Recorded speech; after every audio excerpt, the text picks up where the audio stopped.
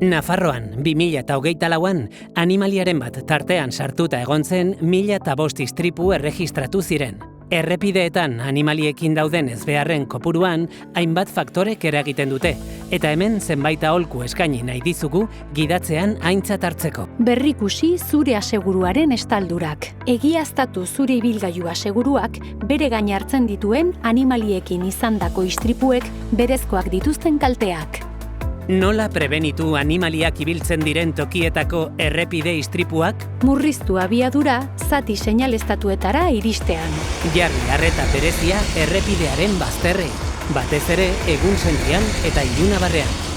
Pentsatu zure ibilgailuan animalia puxatzeko bat kokatzea. Usagarri ultrasonikoak dira, kolpeak saihesten laguntzen dutenak. Nola jokatu animaliak ibiltzen diren tokietako errepide istripua gertatzen bada? Berehalako talka baten kasuan, ez eman inoiz volante kolperik. Frenatu sakon eta altxatu oina frenotik azken unean. egon lasai. Egin bal protokoloa. Babestu, abisatu eta lagundu.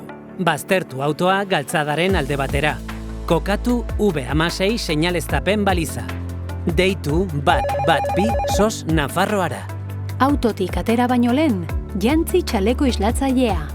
Poliziak iritsi zain zauden bitartean, jar zaitez toki seguru batean, eta egin argazkiak jotako animaliari galtzadan etzanda badago.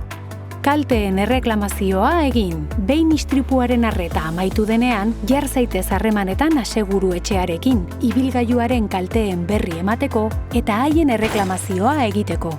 Argibide gehiago, trafikoa.nafarroa.eus webgunean. Gobierno de Navarra. Nafarroako gobernua. Navarra, una forma de funcionar. Nafarroa, gauzak egiteko dugun modua.